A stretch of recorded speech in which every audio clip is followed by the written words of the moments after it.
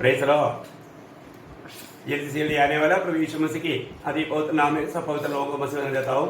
लवकरात लवकर येणाऱ्या प्रभू येशू ख्रिस्ताच्या पवित्र नावामध्ये सर्वांना ख्रिस्ती अभिवादन। और भी एक पुनरुत्थान का पवित्र दिन में सब पवित्र लोगों को इस प्रकार जूम प्लेटफॉर्म में इकट्ठा होकर के प्रभु का महिमा करने के लिए प्रभु ने कृपा दिया, उसके लिए प्रभु को धन्यवाद देते। आणि पुन्हा एकदा पवित्र पुनरुत्थानाच्या दिवसामध्ये अशा प्रकारे झूम प्लॅटफॉर्म मध्ये सर्व पवित्र लोकांना एकत्र येण्यासाठी प्रभूने कृपा केली, याकरता प्रभूच्या नावाला धन्यवाद असो।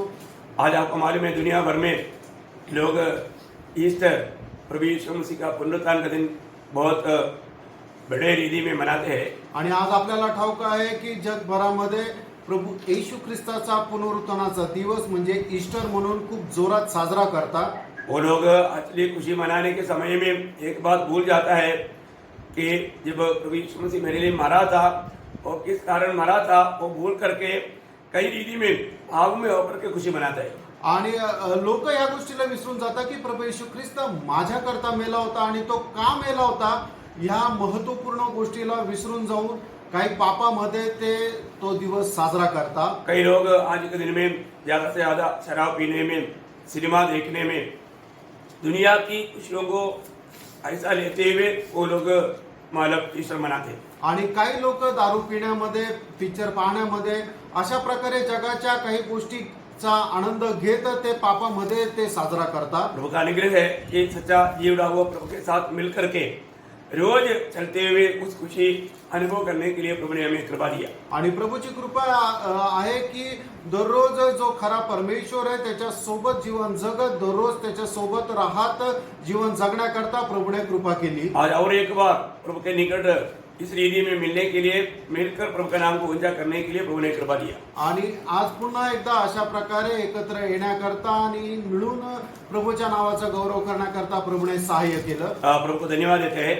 प्रभूला धन्यवाद असो। एक क्रूस की मृत्यु को याद करते बिना एक पवित्र जन, एक सच्चा विजयी मसीह जीवन कभी नहीं बिता सकता। आणि वधस्तंभाचं मरण लक्षात न घेता एक खरा पवित्र व्यक्ती खरं पवित्र जीवन जगू शकत नाही। आपको मालूम है क्रूस में जब प्रभु यीशु मसीह को चढ़ाया गया तो चेले लोग सब भाग गया, सिर्फ एक चेला यूहन्ना उसके पास थे। आणि ज्या वेळेला प्रभू येशू ख्रिस्ताला वधस्तंभावर खेळवण्यात आलं त्यावेळेला सर्व शिष्य लोक जे होते ते पळून गेले, फक्त एकच शिष्य यूहन्ना जो आहे तो त्यांच्या सोबत होता। जिसके पत्रोस गवाही दिया था कि मैं तेरे साथ मरने के लिए भी तैयार है। आणि पेत्राने इथं साक्ष दिली होती की तुझ्या करता मरायला पण मी तयार आहे, लेकिन वो भी वहां पर उतर नहीं पाया। आणि तो पण त्या ठिकाणी थांबला नाही। जब यूहन्ना का सुसमाचार 19 अध्याय का 25 वचन में हम देखते हैं, आणि योहान 19 अध्याय त्याच्या 25 वचनामध्ये आपण पाहतो, कुछ लोग प्रभु यीशु मसीह के सूली के पास खड़े थे।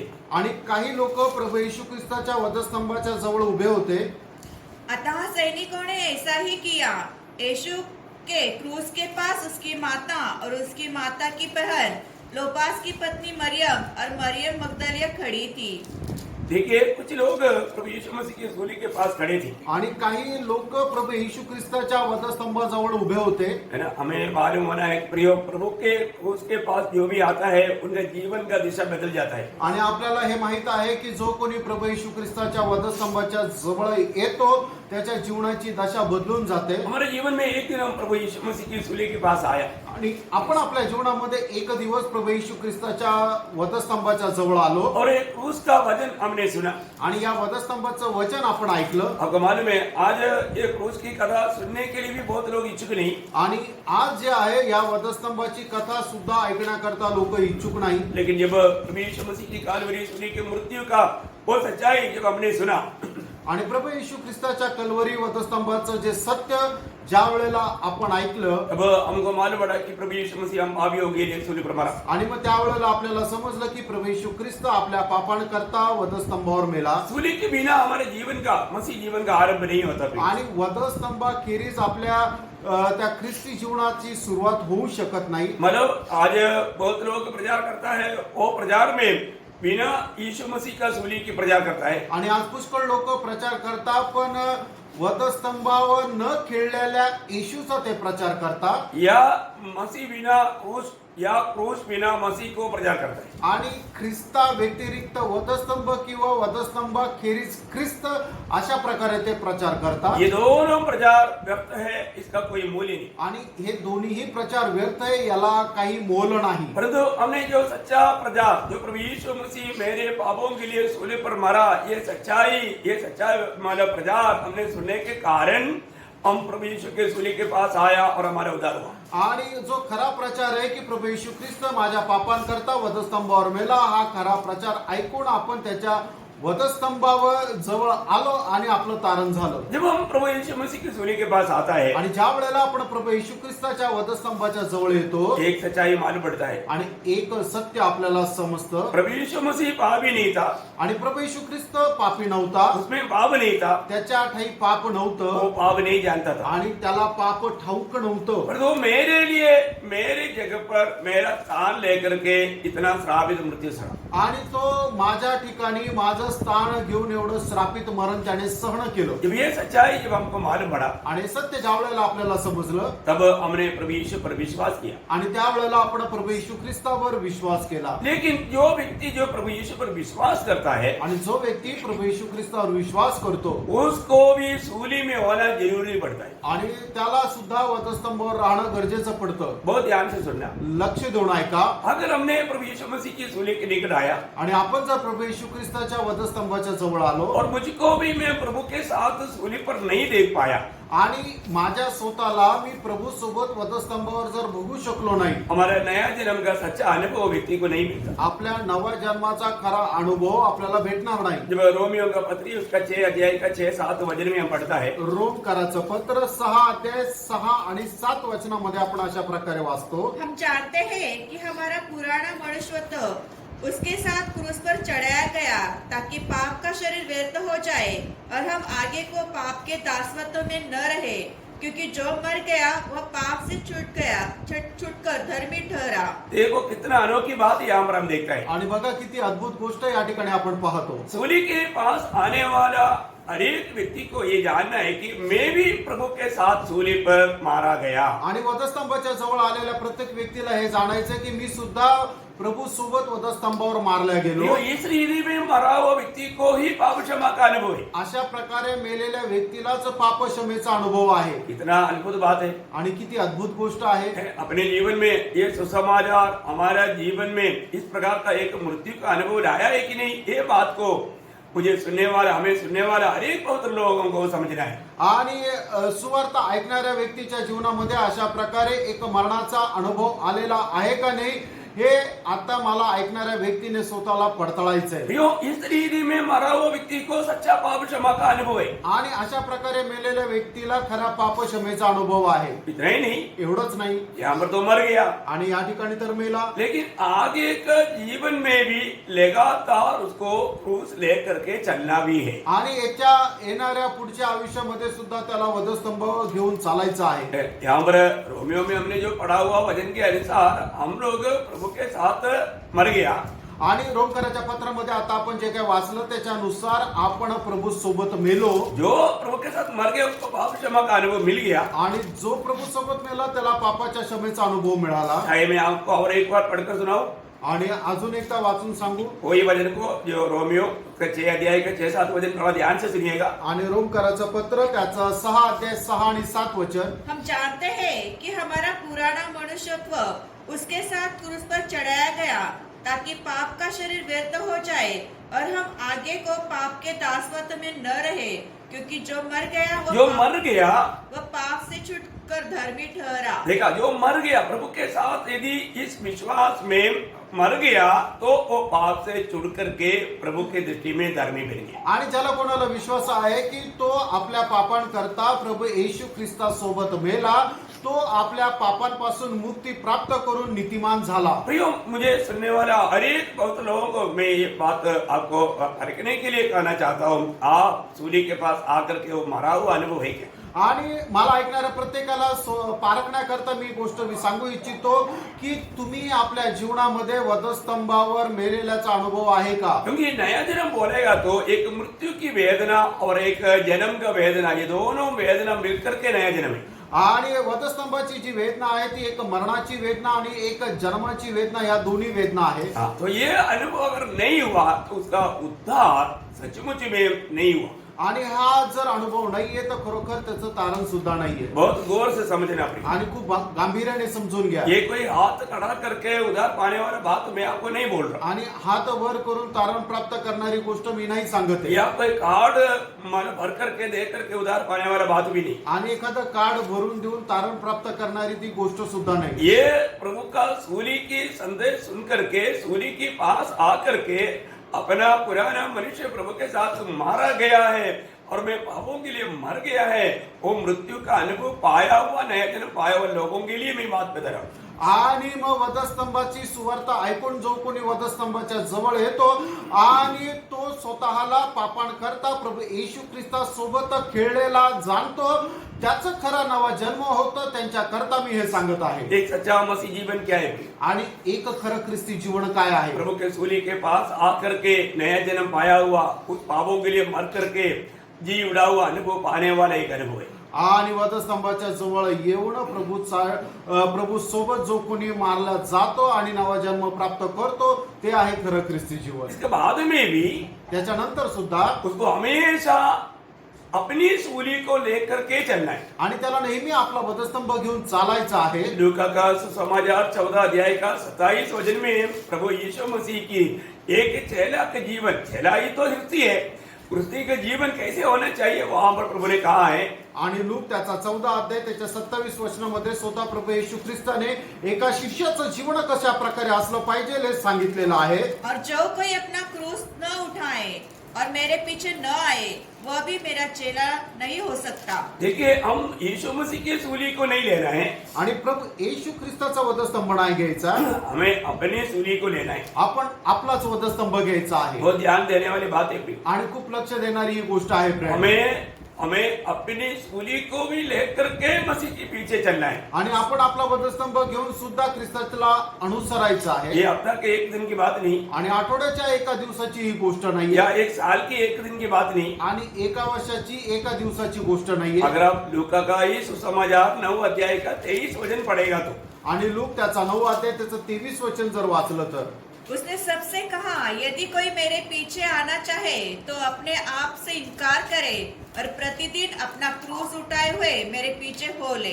प्रतिदिन क्रूस उठाए हुए प्रभु के पीछे चलना है. आणि दररोज आपण आपला वधस्तंभ घेऊन प्रभूच्या पाठीमागं चालायचं आहे. बहुत ध्यान देना आप. आणि खूप लक्ष द्या. प्रियो, मसीह में आने के बाद में रोज का जीवन में हमें अपने आप को इनकार कर अपनी सूली लेकर के हमें प्रभु के पीछे चलना है. आणि ख्रिस्तामध्ये आल्यानंतर दररोज आपण आपला स्वतःचा त्याग करून आपला वधस्तंभ घेऊन प्रभूच्या पाठीमागं चालायचं आहे. और हमारे लिए हम एक संदेश भी देना है. आणि आपल्याला एक संदेश सुद्धा द्यायचा आहे. क्योंकि प्रभु के पीछे चलने वाला व्यक्ति क्रूस लिया हुआ है और एक संदेश भी है. आणि प्रभूच्या पाठीमागं वधस्तंभ घेऊन चालणाऱ्या व्यक्तीने काय आहे की त्याने आपला वधस्तंभ पण घेतलाय आणि त्याच्याकडे एक संदेश पण आहे. वो संदेश क्या है? आणि तो संदेश काय आहे? क्रूस की संदेश है. आणि तो वधस्तंभाचा संदेश आहे. क्योंकि क्रूस में ही सारे भेद छिपा हुआ है. आणि त्या वधस्तंभावरच सगळं रहस्य लपलेलं आहे. पहला कुरिन्दी पहला अध्याय का 18 वचन में प्रेषित पौलुस गवाही देता है. आणि पहिले करंदीकराचं पत्र पहिला अध्याय आणि त्याच्या 18 वचनामध्ये प्रेषित पौल अशा प्रकारे साक्ष देत आहे. क्योंकि क्रूस की कथा नाश होने वालों के लिए मूर्खता है, परंतु हम उद्धार पाने वालों के लिए परमेश्वर की सामर्थ्य है. कितना अनमोल बात है ना. आणि किती अनमोल गोष्ट आहे ना. ये क्रूस की कथा नाश होने वालों के लिए मूर्खता है. आणि वधस्तंभाची कथा जे नाश होता त्यांच्या करता मूर्खपणा आहे. परंतु प्रभु में मुलाट पाया हुआ जीवन पाने वालों के लिए एक जीवन का सामर्थ्य है. आणि प्रभूमध्ये ज्यांचं पाचारण झालेलं आहे ते जीवन प्राप्त करणाऱ्या लोकांकरता हे परमेश्वराचं सामर्थ्य आहे. उन दिनों में भी लोगों को अलग अलग प्रकार को ये क्रूस की कथा का प्रचार माला अनुभव होते थे या वो लोग उस प्रकार गिनते थे. आणि त्या जुन्या दिवसामध्ये सुद्धा लोकांना त्या वधस्तंभाची कथा वेगवेगळ्या प्रकारे अनुभवामध्ये येत होती. क्योंकि वही पहला अध्याय है, उसका 23 और 24 वचन में. आणि पहिले करंदीकराचं पत्र त्याचा पहिला अध्याय 23 आणि 24 वचनामध्ये, परंतु हम तो उस क्रूस पर चढ़ाए हुए मसीह का प्रचार करते हैं जो यहूदियों के लिए ठोकर का कारण देखिए, ये जो प्रचार यहूदियों के लिए ठोकर का कारण है, आणि हा प्रचार जो आहे तो यहूद्यांकरता ठेच लागण्याचं कारण आहे. हम उस सूली पर चढ़ाए हुए यीशु मसीह की प्रचार करते हैं, आणि वधस्तंभावर कळलेल्या प्रभू येशूचा आपण प्रचार करतो. परंतु यहूदियों के लिए ठोकर है. आणि यहूद्यांकरता ही गोष्ट एक ठेच लागण्यासारखी आहे.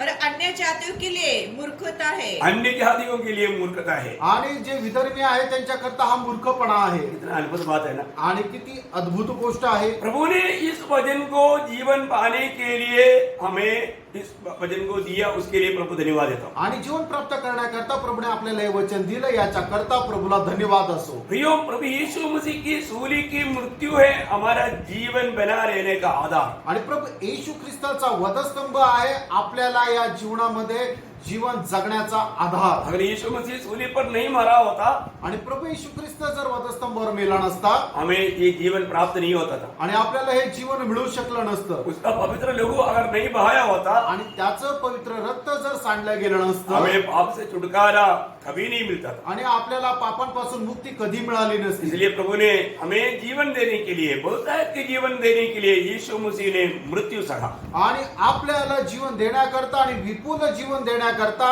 प्रभु येशू ख्रिस्त त्या वधस्तंभावर आपल्याकरता मेला. हो, ये कितना अनोखी बात है. आणि खरोखर ही किती अद्भुत गोष्ट आहे. यीशु मसीह ने खुद यूहन्ना 12 अध्याय का 24 वचन में कहा था, आणि प्रभू येशू ख्रिस्ताने स्वतः योहान त्याचा 12 अध्याय आणि त्याच्या 24 वचनामध्ये अशा प्रकारे म्हटलं होतं, जब तक गेहूं की दाना मिट्टी में गिर करके मर नहीं जाता वैसे रहेगा, यदि मर जाता तो बहुत फल लाएगा. आणि जोपर्यंत गव्हाचा दाना मातीमध्ये पडून मरून जात नाही तोपर्यंत तो तसाच राहतो, पण ज्या वेळेला तो पडून मरतो त्यावेळेला तो पुष्कळ फळ आणतो. अब देखिए, एक आम का पेड़ में बहुत फल लगा हुआ है. आणि बघा, एका आंब्याच्या झाडाला खूप आंबे लागलेले आहे. अगर आप उस आम का पेड़ को उसकी गवाही पूछेगा तो, आणि त्या आंब्याच्या झाडाला त्याची साक्ष जर आपण विचारली तर, मैं इस अवस्था में आने के लिए एक मृत्यू हुआ है.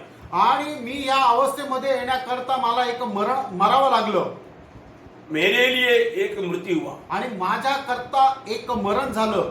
किसका मृत्यू हुआ? आणि ते मरण कोणाचं होतं? एक आम का बीज का मृत्यू हुआ. आणि आंब्याचं एक जी कोय आहे त्या कोयला मरावं लागलं. प्रियो, वो मरने के कारण आज मैं इस पीढ़ी में एक फलदायक अनुभव में आपको दिखाई दे करके आप खुशी मना रहे हो. आणि त्या अनुभवामध्ये ती कोय गेल्या कारणाने आता मी या ठिकाणी एका फलदायक अवस्थेमध्ये आहे. प्रियो, मुझे सुनने वाले अनेक पवित्र लोगों से मैं इस पुनरुत्थान के दिन में यही बात पूछना चाहता हूँ. आणि मला ऐकणाऱ्या या पवित्र पुनरुत्थानाच्या दिवसामध्ये सगळ्यांना मी हीच गोष्ट विचारू इच्छितो. आज आपके जीवन में जो भी भलाई दिखता है, वो भलाई के कारण क्या है, आप खुद समझता है क्या? आणि आज तुमच्या जीवनामध्ये जे काही चांगुलपणा दिसतो त्या सर्व चांगुलपणाचं कारण काय आहे हे तुम्हाला समजतं का? प्रियो, हमारे कोई खूबी नहीं. आणि प्रियांनो, आपलं काही वैशिष्ट्य नाहीये. हमारे लिए 2000 साल पहले प्रभु यीशु मसीह का मृत्यु हुआ. वो मृत्यु ने हमें इस फलदायक अनुभव में लाया. आणि 2000 वर्षापूर्वी प्रभू येशू ख्रिस्ताचं आपल्याकरता मरण झालं. त्या मरणाच्या द्वारे आपण या अवस्थेमध्ये आलो. इस पुनरुत्थान का पवित्र दिन में, इस ईस्टर मनाने वाला दिन में मैं आपको यही नंबर विनती करके यही सवाल पूछना चाहता हूँ. आज आप समझते हैं क्या, आपका जीवन का जो भी भलाई आप में है उसका कारण वो सच्चा प्रभु यीशु मसीह हमारे लिए मरा. आणि आज या ईस्टरच्या पवित्र पुनरुत्थानाच्या दिवसामध्ये मला ऐकणाऱ्या लोकांना मी एकच गोष्ट विचारू इच्छितो की तुमच्या जीवनामध्ये जो चांगुलपणा आहे त्या चांगुलपणाचं कारण माझ्या करता वधस्तंभावर खिळलेला मेलेला प्रभू येशू ख्रिस्त आहे का? यीशु मसीह यदि मरा नहीं और वो सच्चाई पर मैं विश्वास नहीं किया तो मैं आज एक सच्चा पवित्र जन होकर के, एक धर्मी होकर के जीवन नहीं बिता सकता. आणि प्रभू येशू ख्रिस्त माझ्या करता त्या वधस्तंभावर मेला आहे हे जर सत्यावर आपण जर विश्वास करत नाहीये तर मग निश्चितच आपल्याला काही फायदा नाही. प्रियो, आज हमें हमेशा एक ही बात का गवाही देने के लिए आता है कि प्रभु यीशु मसीह मेरे लिए मरा, इसलिए मेरा जीवन इतना धन्य बना. आणि प्रियांनो, आज आपल्याला आपल्याला एकच साक्ष देण्याकरता येते, ते म्हणजे की प्रभू येशू ख्रिस्त माझ्याकरता वधस्तंभावर मेला, म्हणूनच माझं जीवन एवढं धन्य आहे. आप देखो, बाहर देखो, कोई भी खेती में अगर फसल कड़ा है, वो फसल का कारण एक मृत्यु वहां पर हुआ है. आणि कुठल्याही शेतामध्ये जर पीक आहे, ते पीक येण्याचं कारण हेच आहे की त्या ठिकाणी एका बीजाला मरावं लागलं आहे. प्रियो, इसी प्रकार हम सबको प्रभु में, मंडली को एक अच्छा फलदायी अनुभव में पाया जाने का एकमात्र कारण हमारे प्रभु यीशु मसीह का काल्वरी सूली का मृत्यु है. आणि मंडळीला एका फलदायक अवस्थेमध्ये राहण्याचं कारण हेच आहे की प्रभू येशू ख्रिस्ताचं कल्वरी वधस्तंभाचं मरण. वो मर गया, तो मेला, गला गया, तो पुरल्या गेला, तीसरा दिन जी उठा. आणि तिसऱ्या दिवशी तो जिवंत झाला. हमारे प्रभु यीशु मसीह मृत्यु में कदम होकर के कहानी खत्म करने वाला बात है ही नहीं. आणि आपला प्रभू येशू ख्रिस्त मेला आणि त्याची कहाणी संपली असं नाही. प्रियो, प्रभु यीशु मसीह मृत्यु से तीसरा दिन जी उठा. आणि प्रियानो, प्रभू येशू ख्रिस्त मेलेल्यातून तिसऱ्या दिवशी जिवंत झाला. ये सब पवित्र शास्त्र के अनुसार हुआ. आणि सर्व पवित्र शास्त्राच्या अनुसार झालं. मैं ये विचार करता हूँ, प्रभु का वचन कितना सत्य है प्रियो. आणि मी हा विचार करतो, प्रभूचं वचन किती सत्य आहे. आज प्रियानो, भी ये सत्य वचन को हमें समझने के लिए, उस वचन में वचन को उसको मानने के लिए प्रभु ने कृपा दिया. आणि ते वचन समजण्याकरता आणि पालन करण्याकरता प्रभूने आपल्यावर कृपा केली. कितना धन्यवाद है. किती धन्य गोष्ट आहे. जो भी प्रभु के लोग हैं वो बहुत आनंद से प्रभु का वचन मानेगा. आणि जे प्रभूचे लोक आहेत ते खूप आनंदाने प्रभूचं वचन पालन आज करतात. भी प्रियो, इस दुनिया में जन्म लेकर के मरा हुआ महान लोगों का कब्र बंद पड़ा है, परंतु एकमात्र कब्र खुला पड़ा है, वो हमारा प्रभु यीशु मसीह का कब्र है. आणि आजही या जगामध्ये जन्म घेतलेले आणि महान झालेल्या अशा सर्व लोकांच्या कबरी ज्या आहे त्या बंद आहे. फक्त एकमात्र कबर, ते म्हणजे माझ्या प्रभू येशू ख्रिस्ताची कबर जी आहे ती उघडी आहे. प्रियो, हमारा यीशु मसीह कितना महान है. प्रियानो, आपला प्रभू येशू ख्रिस्त किती महान आहे. उसका तुल्य कोई नहीं. आणि त्याच्या बरोबरीचं कोणी नाही. इसलिए उस प्रभु यीशु मसीह जो एकमात्र सच्चाई है, उस प्रभु में विश्वास करने के लिए प्रभु ने हम पर अनुग्रह किया. आणि तो प्रभू येशू ख्रिस्त जो एकमात्र सत्य आहे त्याच्यावर विश्वास करण्याकरता प्रभूने आपल्यावर कृपा केली. प्रभु को बहुत धन्यवाद देते हैं. आणि प्रभूला खूप धन्यवाद असो. उस नया जन्म दिया हुआ, इस फलदायी अनुभव में लाया हुआ प्रभु का हम अधिक अधिक महिमा करें. आणि तो नवा जन्म दिलेला आणि अशा प्रकारे फलदायक अवस्थेमध्ये आपल्याला ज्याने ठेवलेला आहे त्या प्रभूचा अधिक अधिक आपण गौरव करावा. मैं विषय की ओर आना चाहता हूँ. आणि आजच्या विषयाकडे आपण जाऊया. हमने पिछले दिनों में प्रभु यीशु मसीह की आगमन का उद्देश्य देखा. आणि मागील दिवसामध्ये प्रभू येशू ख्रिस्ताच्या आगमनाचा उद्देश आपण पाहिला. और मानो प्रभु का इस दुनिया में आने का बहुत बड़ा उद्देश्य मंडली तैयार करना था. आणि प्रभूचा या जगामध्ये येण्याचा सगळ्यात मोठा उद्देश म्हणजे मंडळीला तयार करणं होता. मंडली के लिए प्रभु यीशु मसीह ने अपनी आखिरी बूंद तक बहाया. आणि मंडळी करता प्रभु येशू ख्रिस्ताने आपल्या रक्ताचा शेवटला थेंब सुद्धा सांडवला. और एक प्रकार बोलेगा तो मंडली परमेश्वर का दिल की सबसे बड़ा गुप्त बात था. आणि मंडळी म्हटलं म्हणजे परमेश्वराच्या हृदयाची सगळ्यात मोठी रहस्यमय गोष्ट होती. ये बात किसी को भी कभी भी प्रकट नहीं हुआ. आणि ही गोष्ट कधीही कोणालाही प्रगट झाली नाही. लेकिन ये बात पहले प्रभु ने बोला, मैं मेरा मंडली बनाने के लिए आया. आणि प्रभूने सगळ्यात पहिले सांगितलं, मी माझी मंडळी बांधण्याकरता आलो. हमने मंडली के बारे में बहुत से बात हमने पिछले दिनों में देखा. आणि मंडळी संबंधाने पुष्कळ गोष्टी मागील दिवसामध्ये आपण पाहिल्या. अभी प्रभु की मंडली अभी दुनिया में है. आणि प्रभूची मंडळी आता जगामध्ये आहे. और जो प्रभु में सो गया वो प्रभु के पास पहुंच गया. आणि जे प्रभू मध्ये झोपले ते प्रभू सोबत गेले. लेकिन हम जानते हैं कि मंडली को अपने पास लेने के लिए प्रभु जल्द आएगा. आणि मंडळीला आपल्या जवळ घेण्याकरता लवकर प्रभू येणार आहे. जब प्रभु यीशु मसीह जब आएगा, आणि ज्या वेळेला प्रभू येशू ख्रिस्त येईल उस समय में मंडली को एक पुनरुत्थान शरीर मिलेगा. आणि त्या वेळेला मंडळीला एक पुनरुत्थित असं शरीर भेटेल. हमने देखा कि मतलब उस मंडली के लिए जो आगमन एक गुप्त बात है. आणि त्या मंडळी करता प्रभूचं येणं जे आहे ते गुप्त आगमन आहे. उसको हम रक्षक बोलते हैं, या रक्षक या क्या बोलते हैं हिंदी में, उठा ले जा, उड़ा, मतलब गुप्त में उड़ा ले जाना. आणि गुप्त रीतीने मंडळी उचलल्या जाणं. तो मतलब ये काम अभी जल्दी होने वाला है. आणि हे काम लवकर होणार आहे. हमको जो महिमा जो मिलने वाला बात वो प्रभु का न्यायासन में न्याय होने के बाद में. आणि आपल्याला जो गौरव मिळणार आहे ते प्रभूच्या न्यायासनासमोर ज्या वेळेला आपण जाऊ त्याच्यानंतर तो मिळणार आहे.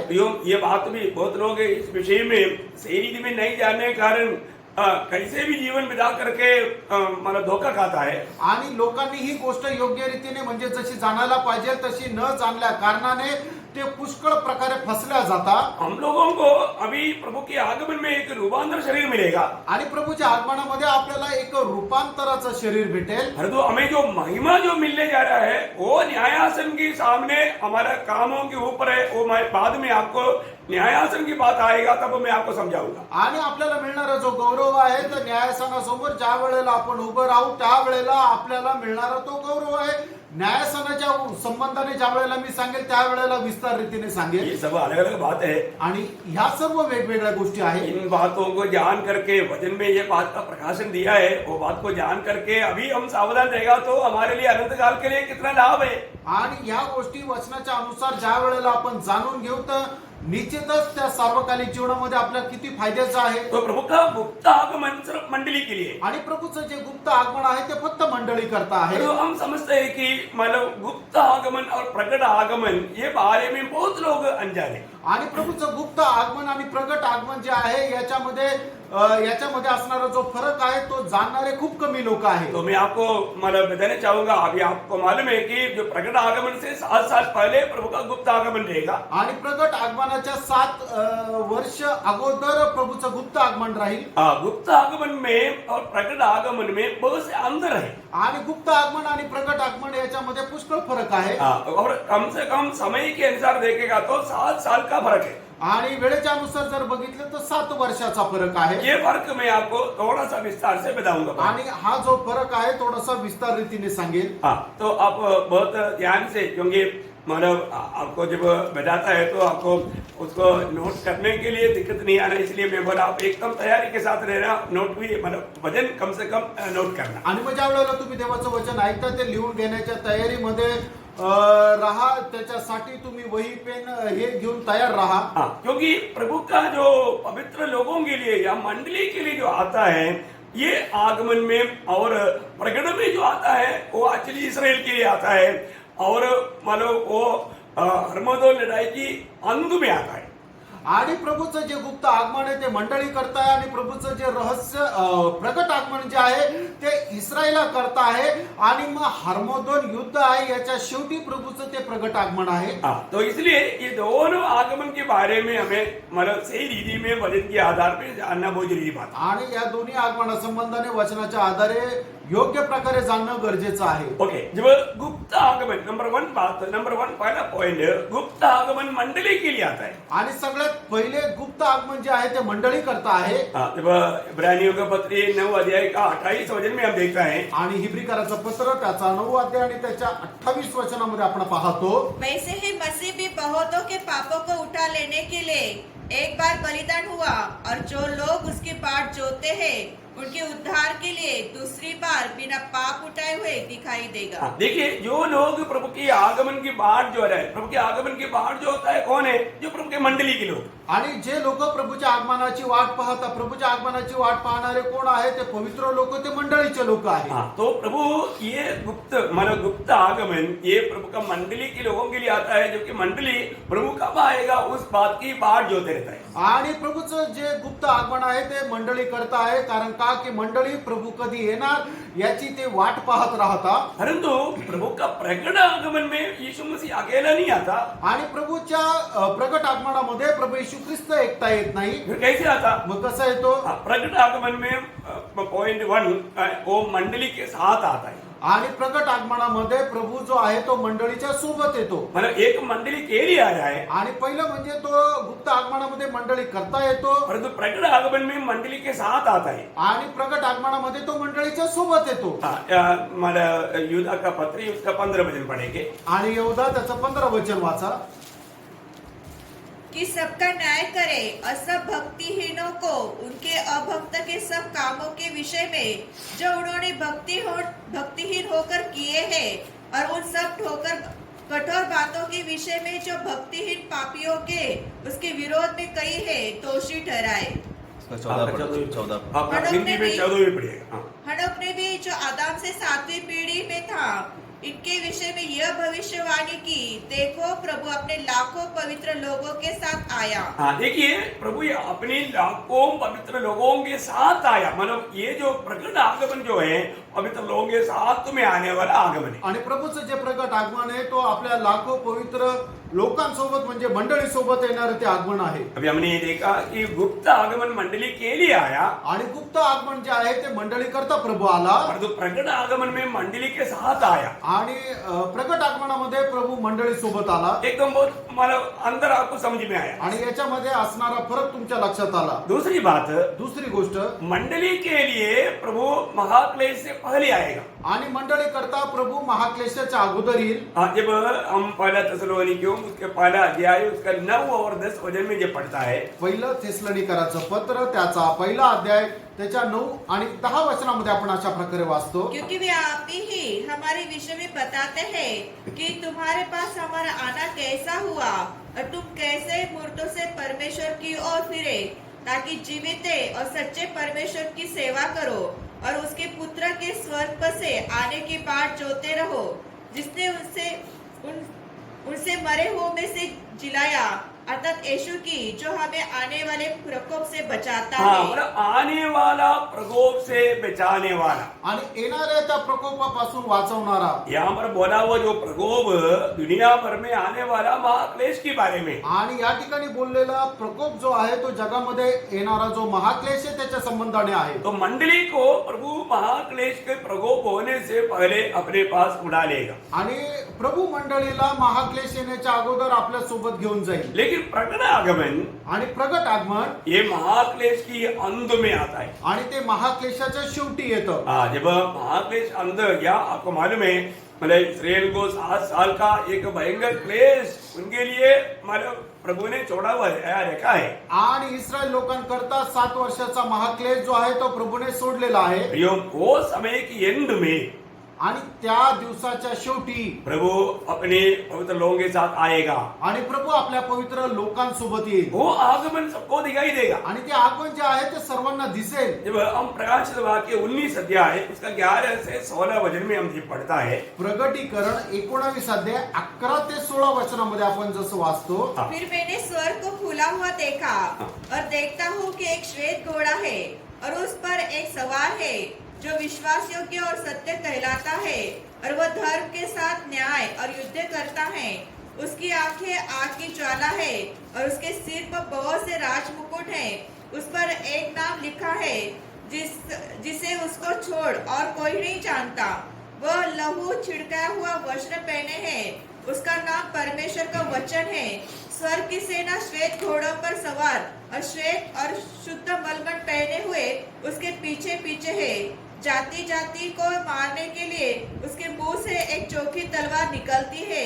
वो लोहे का राजदंड लिए हुए उन पर राज्य करेगा और सर्वशक्तिमान परमेश्वर के भयानक क्रोधों की जलजलाहट की मदिरा की कुंड में दाग रोदेगा.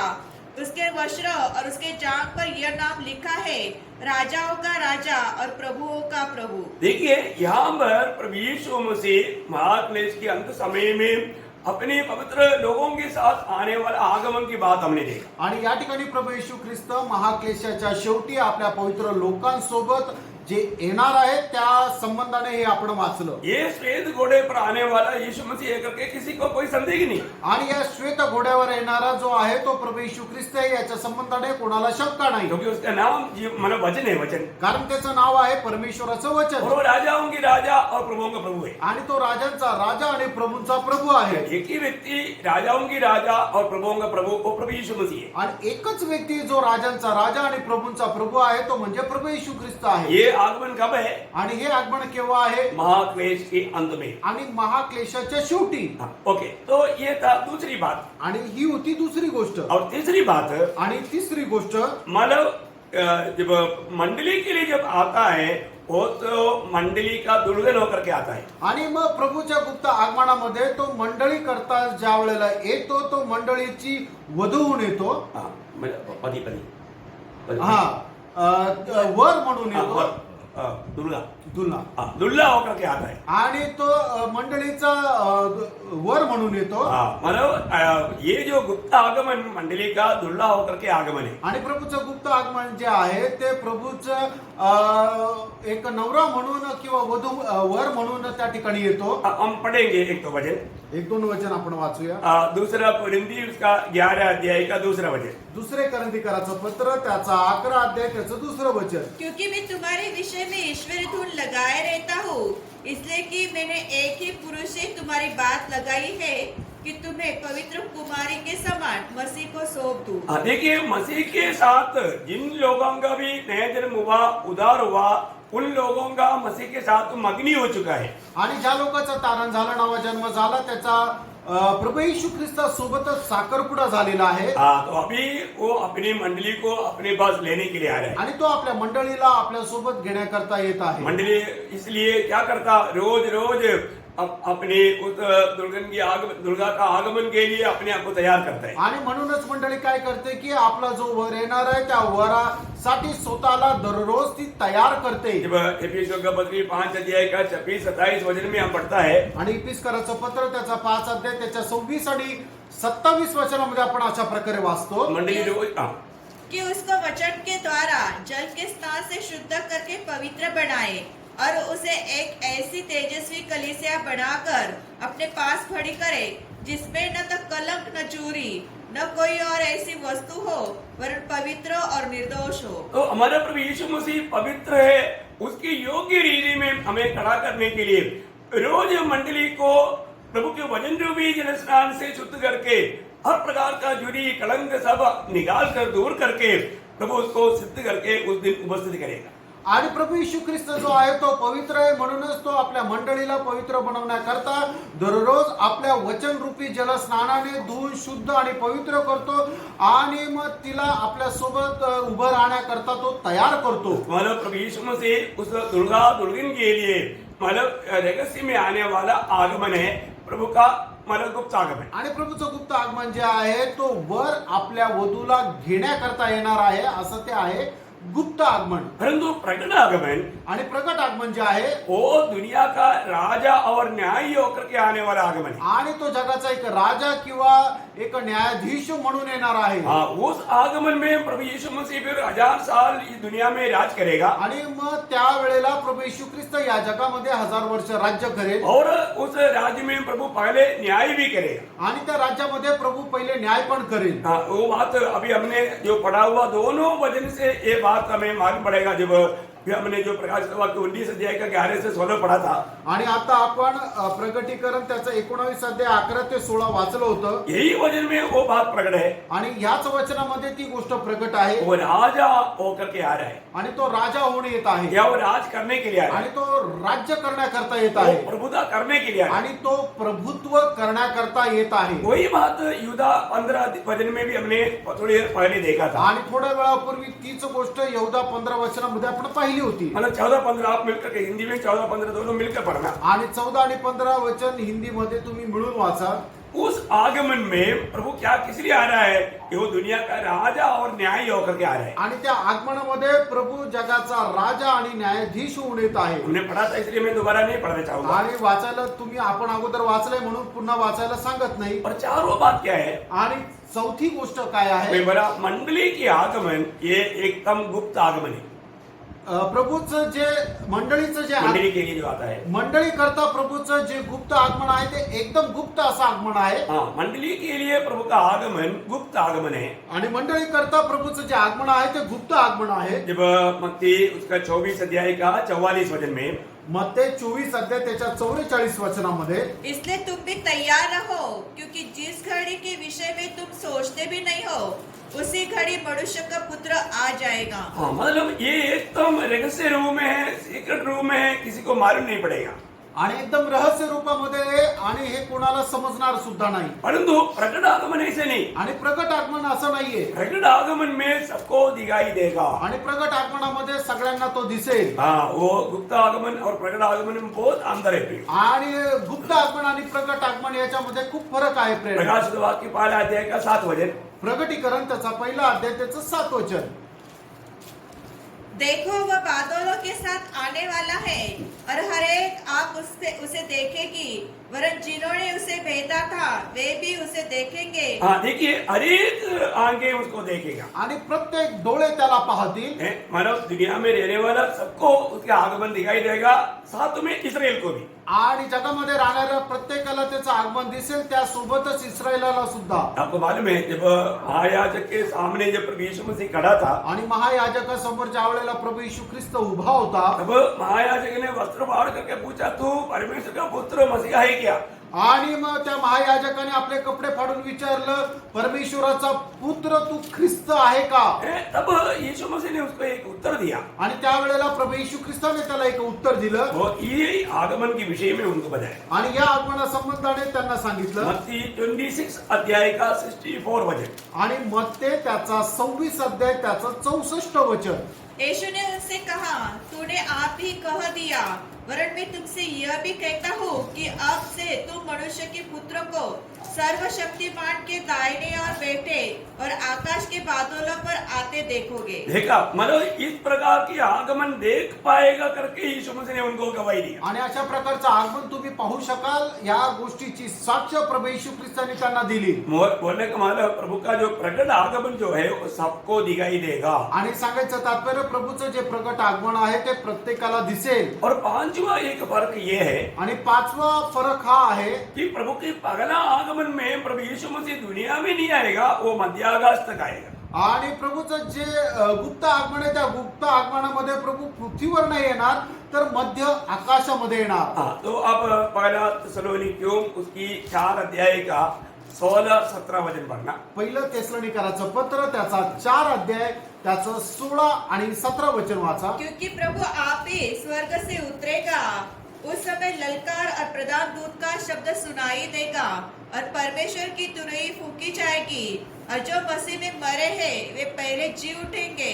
तब हम जो जीवित और बचे रहे उसके साथ बादलों पर उठा लिए जाएंगे। हाँ, हम बादलों में उठा लिया जाएगा आणि आपण मेघांमध्ये उचलला जाऊ। ये आगमन में प्रभु यीशु मसीह बादलों तक आएगा। आणि या आगमनामध्ये प्रभू जे आहे ते ढगांपर्यंत येईल। उस समय में जो मसीह में सो गया हुआ पवित्र लोग जी उठेगा आणि मग त्या वेळेला ख्रिस्तामध्ये जे झोपलेले लोक आहेत ते पुनरुत्थित होतील। और हम लोग जो जीवित है, आज अगर प्रभु आएगा तो हम सब रूपांतर होकर के बादलों में उड़ा लिए जाएंगे। आणि आपण जे जिवंत आहे, तर आज जर प्रभू आला तर आपण सगळे रूपांतरित होऊन आपण त्या ढगांमध्ये प्रभूला भेटू। बोलने का अर्थ प्रभु यीशु मसीह दुनिया में नहीं आएगा, वो बादलों तक आएगा और बादलों में हमारा भेंट हो जाएगा। आणि सांगायचं तात्पर्य प्रभू या पृथ्वीवर येणार नाही, तर तो मध्य आकाशामध्ये ढगांमध्ये येणार आहे आणि तिथं आपली प्रभूची भेट होईल। बहुत अनमोल बात है। आणि खूप अनमोल गोष्ट आहे। लेकिन ये प्रभु का प्रकट आगमन में आणि प्रभूचं जे प्रगट आगमन आहे, हम देखते हैं कि वो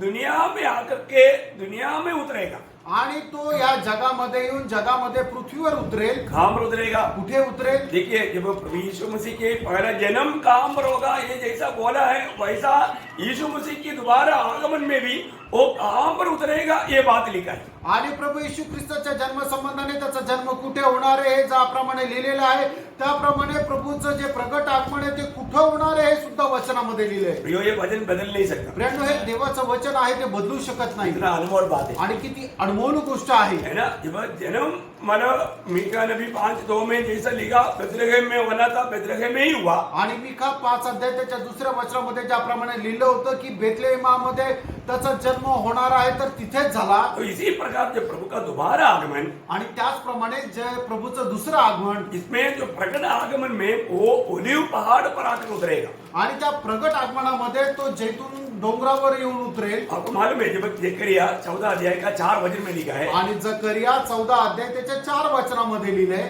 उस दिन वह जैतून के पर्वत पर पाँव रखेगा जो पूर्व की ओर यरूशलेम के सामने है। तब जैतून का पर्वत पूर्व से लेकर पश्चिम तक बीचों बीच से फटकर बहुत बड़ा खड़ा हो जाएगा। तब आधा पर्वत उत्तर की ओर और आधा दक्षिण की ओर हट जाएगा। देखिए यहाँ पर वहां पर जैतून पहाड़ पर आकर के उतरेगा। आणि या ठिकाणी आपण वाचलं की तो जैतून डोंगरावर येऊन उतरेल। हमने ये बात को सुना है, आणि या गोष्टीला आपण ऐकलेलं आहे। जैतून में कई लोग बड़े बड़े मतलब मकान बनाने के लिए उन्होंने गवर्नमेंट से परमिशन लिया तो गवर्नमेंट ने परमिशन नहीं दिया।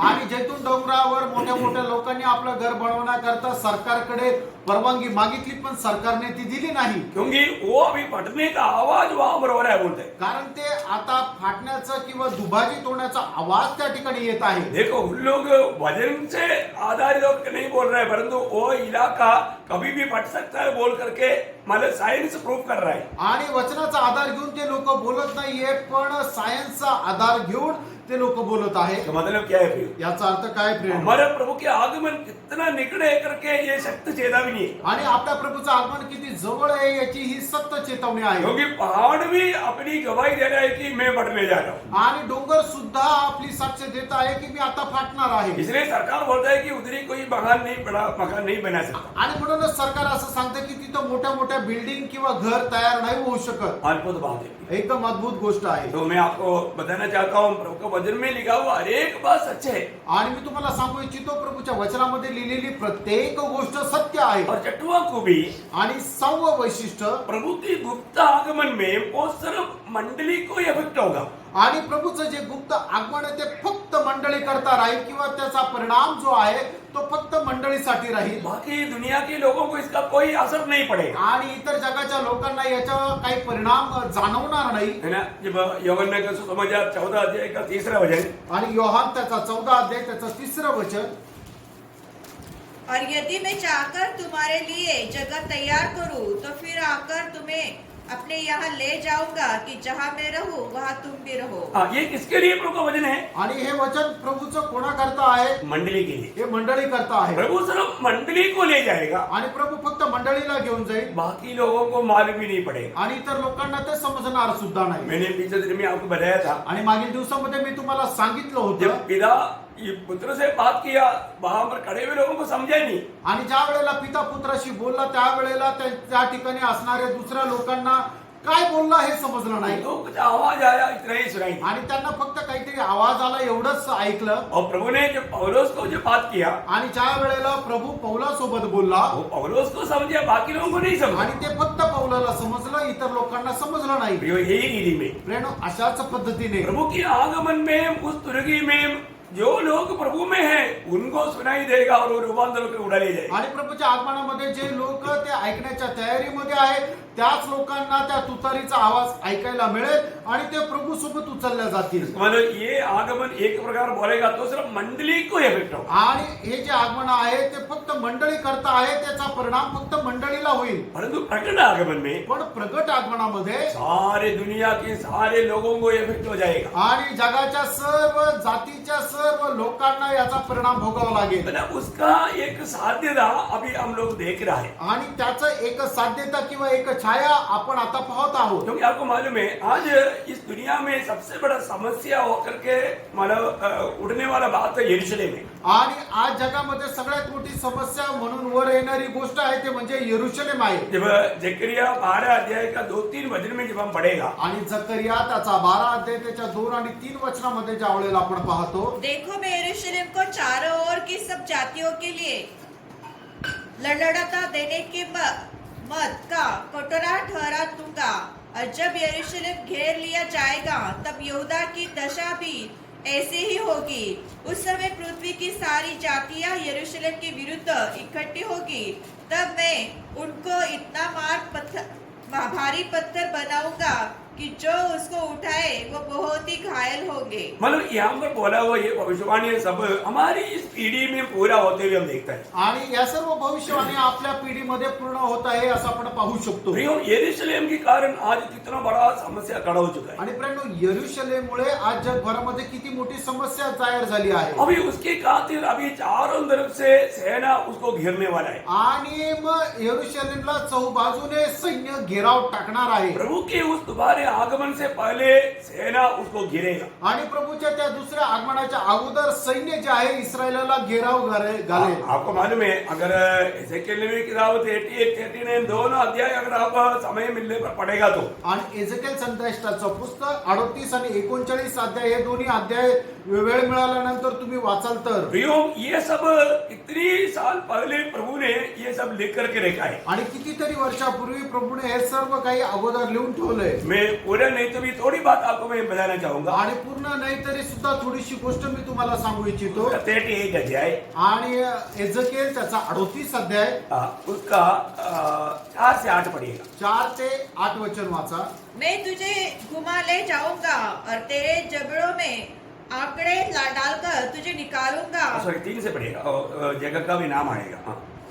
और यह कह हे गोग, हे रोश, मेशक और तुबल के प्रधान, परमेश्वर यहोवा यो कहता है, देख मैं तेरे विरुद्ध हूँ, मैं तुझे घुमा ले आऊंगा और तेरे जबड़े में आंकड़ों डालकर तुझे निकालूंगा और तेरी सारी सेना को भी, अर्थात घोड़ों और सवारों को, जो सबके सब कवच पहने हुए एक बड़ी भीड़ है, जो फिर और ढाल लिए हुए सबके सब तलवार चलाने वाले होंगे, और उनके संग फरास, कुश और पूत को, जो सबके सब ढाल लिए हुए और टोप लगाए होंगे, और गोमर और उसके सारे दलों को, और उत्तर दिशा के दूर दूर देशों के तोमर के घराने और उसके सारे दलों को निकालूंगा. तेरे संग बहुत से देश के लोग होंगे. मतलब यहाँ पर हम देखते हैं कि अभी आप उसका 8 वचन का आखिरी भाग थोड़ा पढ़ेंगे. अर्थात तुम इस्राएल के पहाड़ों पर आएगा जो निरंतर उजाड़ रहे हैं, परंतु वे देश देश के लोगों के वश से छुड़ाए जाकर सबके सब निडर रहेंगे. 9 तू चढ़ाई करेगा और आंधी के समान आएगा और अपने सारे दलों मतलब आंधी की समान आएगा. जैसे आंधी की समान, मतलब बारिश होने के टाइम पर जैसा बादल मतलब जैसे ऊपर आते हुए हम देखते हैं, इस रीति में पूर्ण रूप में इसराइल को ये लोग गिरेगा. आणि मग ज्या वेळेला पाऊस पडतो त्यावेळेला सर्व ती जागा जी आहे ते ढग घेरून घेतात. त्याचप्रमाणे प्रभू त्या उचलल्या जाण्याच्या वेळेला सगळ्यांचा घेराव घालेल. मतलब ये हरमदोन लड़ाई का एक छोटा चित्र है. आणि हार्मोदोन युद्धाचं एक छोटंसं चित्रण आहे. जैसे आपको समय मिलेगा तो आप ये 39 पूरा पढ़ना. आणि जसा तुम्हाला वेळ भेटेल त्यावेळेला एजकेल 38 अध्याय आणि 39 अध्याय पूर्ण वाचा. और दानियल 11 का 40 वचन. आणि दानियल 11 अध्याय त्याचं 40 वचन. जोवेल 3 का 2. जोवेल त्याचा 3रा अध्याय त्याचं 2रं वचन. सफनिया 3 का 8. त्याचं 8 वचन. ये सारे वचन जब आप पढ़ करके देखेगा, आणि सगळी वचनं ज्या वेळेला तुम्ही वाचाल, प्रियो, इस रीति में इसराइल को चारों तरफ से बादल की नाइंद जब दुश्मन लोग खेलेगा, आणि इस्रायल लोकांना चहू बाजूनी एकदम ढगांप्रमाणे त्याचे शत्रू त्यांना घेराव घालतील. और प्रकृति का भी बहुत प्रतिकूल मला अनुभव रहेगा. आणि निसर्गाचा सुद्धा खूप प्रतिकूल असा अनुभव राहील. जब हम मत्ती की सुसमाचार 24 अध्याय का 30 और 31 वचन. मध्ये त्याचा 24 अध्याय त्याचं 30 और 31. 30 आणि 31 वचन. तब मनुष्य के पुत्र का चिन्ह आकाश में दिखाई देगा, तब पृथ्वी के सब कुलों के लोग छाती पीटेंगे और मनुष्य के पुत्रों को बड़ी सामर्थ और ऐश्वर्य के साथ आकाश के बादलों पर आते देखेंगे. बोलने का मतलब क्या है कि यहाँ पर एक बहुत बड़ा चिन्ह, और अब ये सारे मत्ती 24 अध्याय और मार्क 13 अध्याय, लूका 21 अध्याय, ये सब अध्याय आप पढ़कर देख रहे हैं. ये सब उस समय की अवस्था विशेषण है. आणि मत्ते त्याचा 24 अध्याय, मार्क त्याचा 13 अध्याय आणि लूक त्याचा 21 अध्याय, हे सगळं जे काय आहे ते प्रभूच्या आगमनात संबंधने आहे. तो उस समय में क्या होगा, आणि त्या वेळेला काय होणार है ना, उन लोगों को भरमाने वाला मसीह विरोधी और झूठा पशुता को उधरते से पगले पकड़ करके उस नरक की आग में डालेगा. आणि मग प्रभूच्या लोकांना बहकवणारा जो ख्रिस्त विरोधी आहे त्याला पकडून त्या अनंत कालच्या नरकामध्ये टाकण्यात येईल. ये लक्ष्य ये सब दुनिया में लोगों को मालूम पड़ेगा. आणि सर्व जे काही आहे ते जगामध्ये लोकांना समजेल. जब प्रकाशित वाक्य 19 अध्याय के 20 वचन. आणि प्रकटीकरण 19 अध्याय त्याचं 20 वचन. वह पशु और उसके साथ वह झूठा भविष्यद्वक्ता पकड़ा गया जिसने उससे सामने ऐसे चिन्ह दिखाए थे जिनके द्वारा उसने उनको भरमाया जिन पर उस पशु की छाप थी और जो उसकी मूर्ति की पूजा करते थे. ये दोनों चीते जी उस आग की झील में जो गंधक से जलती है डाले गए। देखा, ये दोनों को क्या करेगा उस नरक में? आपको मालूम है नरक का क्या हो गया? उद्घाटन हो गया। आणि बघा नरकाचं काय झालं? उद्घाटन झालं. उद्घाटन में सबसे पहले पहुंचने वाला लोग ये मसीह विरोधी और ये झूठा पवित्र था। आणि त्या नरकामध्ये जाणारे सगळ्यात पहिले व्यक्ती म्हणजे ख्रिस्त विरोधी आणि खोटा संदेष्टा. हाँ, इसके बाद में मतलब उनके पीछे पीछे क्या करेगा? उसका 20 अध्याय का 1 से 3 तक हम जब देखता है, शैतान को भी पकड़ करके उस बॉटमलेस पिट में बंद करेगा। आणि मग प्रकटीकरण त्याचा 20 अध्याय 1 ते 3 वचनामध्ये आपण पाहतो की सैतानाला सुद्धा पकडण्यात येईल आणि ज्याला तळ नाहीये अशा प्रकारच्या खड्ड्यामध्ये त्याला टाकण्यात येईल. अभी उसको नरक में नहीं डाला, अजून त्याला नरकामध्ये नाही टाकलं. जहां पर झूठा पवित्रता और मसीह विरोधी गया उधर अभी नहीं, एक अलग जगह पर डाल रहा है। आणि मग ज्या ठिकाणी खोटा संदेष्टा आणि ख्रिस्त विरोधी गेला त्या ठिकाणी सुद्धा नाही तर एका वेगळ्या ठिकाणी त्याला टाकण्यात येत आहे. इस नीति में अभी दुनिया का अवस्था क्या रहेगा? एक वो भयानक अवस्था का एंड एकदम आएगा। आणि जगाची अवस्था त्यावेळेला कशी राहील? एकदम भयंकर अशी अवस्था या शेवटच्या काळामध्ये राहील. सबको मालूम पड़ेगा। सगळ्यांना ती समजेल. और सातवीं बात, आणि सातवी गोष्ट, ये आगमन अभी भी होगा। आणि हे आगमन जे आहे ते केव्हा पण होणार. मतलब अभी हमने थोड़ी देर पहले भी जब मत्ती 24 का 44 में पढ़ा था, आणि मत्ती 24 अध्याय 44 वचनामध्ये आपण पाहिलं होतं. मतलब ये कोई विशेष चिन्ह के बाद में आएगा ऐसे नहीं। आणि विशेष असं चिन्ह दाखवून मग तो येईल असं काही नाहीये. एक प्रकार हम समझने के लिए छोटा छोटा मतलब बात जरूर है, आणि हे आपल्याला समजण्याकरता छोट्या छोट्या गोष्टी निश्चितच आहेत. वो कैसे मैं आपको बताता हूँ। आणि ते कसं आहे हे मी तुम्हाला सांगतो. जब नोआ का काल का जलप्रलय के समय में, आणि नोहाच्या काळामध्ये होणारा जो जलप्रलय आहे, जब हानोक को जब एक बेटा जन्मा था, आणि हानोकाला ज्या वेळेला एक मुलगा झाला उसका नाम क्या रखा? आणि त्याने त्याचं नाव काय ठेवलं? मेथुशेलह। आणि मतुशेलह. इसका अर्थ क्या है? याचा अर्थ काय? इसका मरने के बाद वो न्याय आएगा। आणि याच्या मेल्यानंतर तो न्याय येईल. बोलने का अर्थ क्या है? आणि सांगायचं तात्पर्य काय? मोहम्मद नोआ का समय में एक प्रकार का एक मतलब एक चिन्ह या एक बात था। आणि नोहाच्या काळामध्ये असणारं एक प्रकारचं चिन्ह असं ते होतं कि जब मथुशेलह मरेगा तो जलप्रलय आएगा। आणि मतुशेलह ज्या वेळेला मरेल त्यावेळेला जलप्रलय येईल. अभी हमारे लिए फिर कैसे है? आणि मग आपल्याकरता ते कसं राहणार? जरूर प्रभु ने एक सख्त चेतावनी दिया है। आणि निश्चितच प्रभूने एक सक्त चेतावणी दिली आहे. आपको मालूम है कि जब इस गुप्त आगमन के लिए एक तो मतलब नोआ का काल का जैसा रहेगा, आणि ते नोहाच्या काळामध्ये जसं झालं त्याप्रमाणे प्रभूचं आगमन राहणार आहे. समय या वातावरण आणि वेळ आणि आजूबाजूचं वातावरण. जब मत्ती उसका 24 अध्याय का 37 से 39, आणि मग ते त्याचा 24 अध्याय त्याचा 37 ते 39 वचन. जैसे नूह के दिन थे वैसे ही मनुष्य के पुत्र का आना भी होगा, क्योंकि जैसे जल प्रलय से पहले के दिनों में जिस दिन तक कि नूह जहाज पर न चढ़ा उस दिन तक लोग खाते पीते थे और उसमें विवाह होते थे, और जब तक जल प्रलय आकर उन सबों को बाहर न ले गया तब तक उनको कुछ भी मालूम न देखा, पड़ा। उनको मालूम ही नहीं पड़ा। आणि त्यांना समजलंच नाही.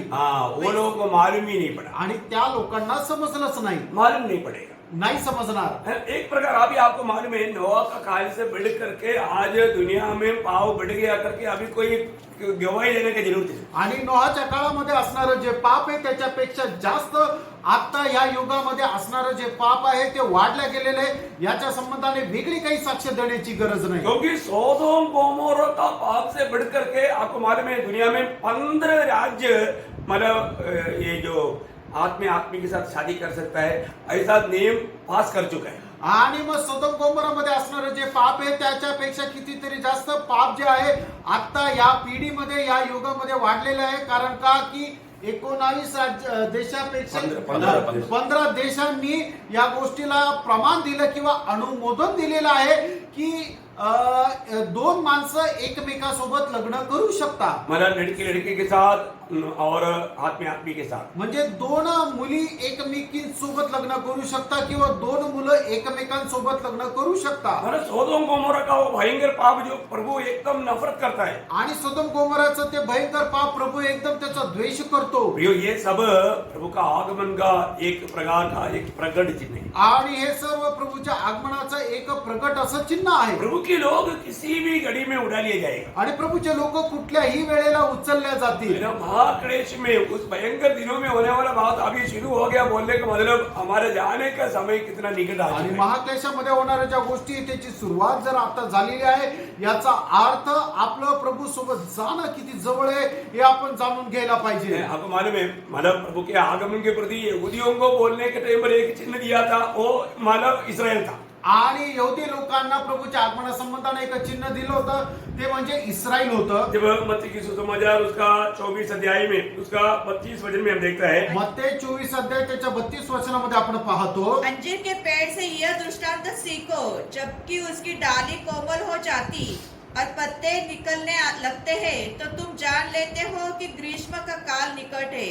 इसी रीति से जब तुम इन सब बातों को देखो तो जान लो कि वह निकट है, वरन द्वार पर ही है। बोलने का अर्थ क्या है कि अंजीर का पेड़ आपको निसंदेह मालूम है इसराइल के बारे में बताता है। आणि अंजिराचं झाड जे आहे ते निश्चितच कुठल्याही प्रकारची शंका न ठेवता ते इस्रायलाला दाखवतं हे आपल्याला ठाऊक आहे। जोएल पवित्र किताब 5 अध्याय का 5 वचन और यिर्मयाह में बार-बार मानव अंजीर का फल का मनाते मानव इसराइल का गवाही दिया हुआ है। आणि जोएल संदेशाचं पुस्तक त्याचा पहिला अध्याय त्याचं 3 आणि 4 वचन, 5 आणि 6 वचन आणि यिर्मयाह संदेशाच्या पुस्तकामध्ये सुद्धा खूप वेळा याच्या संबंधाने सांगितलेलं आहे। बोलने का अर्थ क्या है भाइयों? आणि सांगायचं तात्पर्य काय प्रेरणू? जब इसराइल ये दुनिया से मिट चुका था, आणि इस्रायल ज्या वेळेला जगाच्या नकाशावर नव्हतं, लेकिन हम देखते हैं कि आज हमारे इस पीढ़ी में इसराइल आज वापस ये दुनिया में खड़ा हो गया। आणि आपण पाहतो की आज आपल्या पिढीमध्ये पुन्हा इस्रायल जे आहे ते उभं राहिलं। अभी ये पीढ़ी या इसराइल जब खड़ा होने वाला पीढ़ी खत्म होने से पहले प्रभु आने वाला है। आणि ही पिढी संपण्याच्या अगोदर प्रभू येणार आहे। ये इसका मतलब क्या है? याचा अर्थ काय आहे? 1948 मई महीना 18 तारीख को इसराइल ग्लोब में आ गया।